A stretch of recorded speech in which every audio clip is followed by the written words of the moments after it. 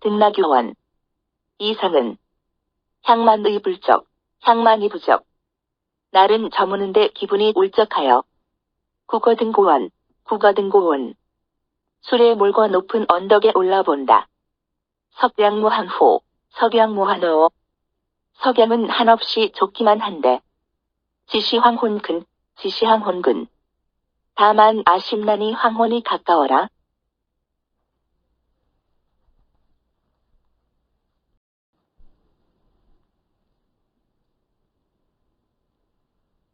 일구를 보자.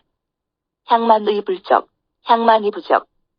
날은 저무는데 기분이 울적하여. 사람이 살다 보면 누군들 기분이 울적하지 않을까? 그것이 살아있는 존재의 숙명이다. 사람은 변하는 자연 조건에 적응해야 하고 사람 사이의 생존 경쟁에 직면해 있다. 늘 강할 수도 없고 언제나 약하지도 않다. 개인의 하루 사이의 기분도 일정하지 않다. 하물며 평생의 기분이 어찌 좋기만 하겠는가? 저녁은 하루가 끝나가는 시간이다.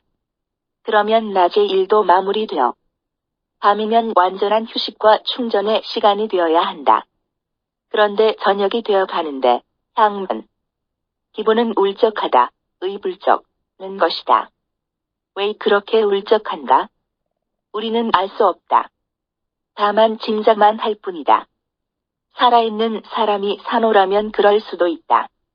더구나 남다른 삶의 의미를 가지고 뜻있는 일을 하려면 많은 노력과 희생이 뒤따르고 갈등도 많으리라는 짐작이 있을 뿐이다.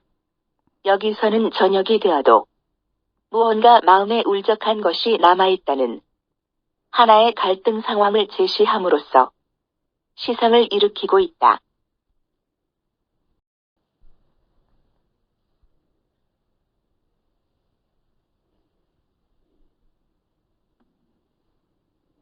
제2구를 보자. 국어등고원, 국어등고원. 술에 몰고 높은 언덕에 올라본다. 이러한 일상생활에서 만나는 갈등 상황을 해결하는 방법은 사람마다 다를 것이다. 이 시의 시적 자라는 수레를 몰고 높은 산에 오른다는 것이다. 산에는 무엇이 있는가? 특히 저녁 산에는 무엇이 있단 말인가?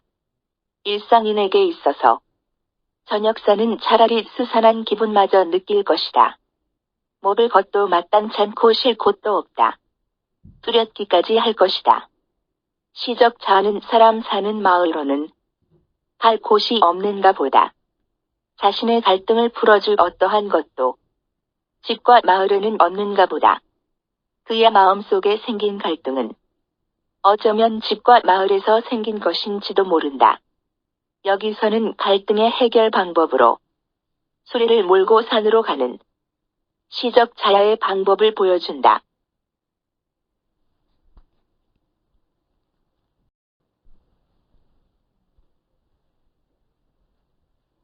제3구를 보자. 석양무한호, 석양무한호. 석양은 한없이 좋기만 한데 산에 올라보니 무엇보다도 석양은 한없이 아름다웠다. 무한호. 석양은 가릴 것은 가리고 드러낼 것은 드러내준다.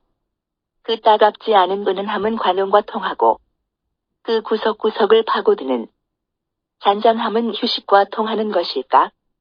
낮의 햇볕과는 또 다른 아름다움으로 다가오는 것이었다. 여기서는 산에서 본 여러 가지 풍물 중에서 노을빛이 가장 아름답고 인상적이라는 감회를 보여준다.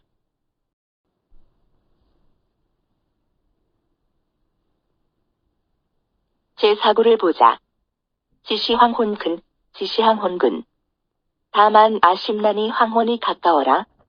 그런데 노을빛은 시간이 지남에 따라 점점 어두워져 가는 것이었다. 어두워지면 곧 노을은 지고 캄캄한 밤이 곧 찾아들 것이라는 생각, 황혼근이 들었다. 노을빛에서 느낀 아름다움은 밤이 가까워야 가능한 일이다. 그리고 그 아름다움은 밤이 되기 전에 잠깐 시간만 계속된다는 아쉬움을 깨닫게 된다. 그렇다. 바로 이것이 우리들 인생이 아닐까? 고생 끝에 일의 요령을 알게면 남은 시간이 얼마 없고 참다운 사랑을 느끼게 되면 사랑하는 사람은 이미 떠나고 지독한 오해가 해소되면 이미 일은 비틀어져 있다. 삶의 진실을 깨달으면 머리털은 휘어지고 삶의 보람을 찾으면 몸은 이미 늙어있음을 알게 된다. 여기서는 노을이 아름답지만 그 노을이 지속되는 시간은 짧다는 아쉬움을 드러낸다.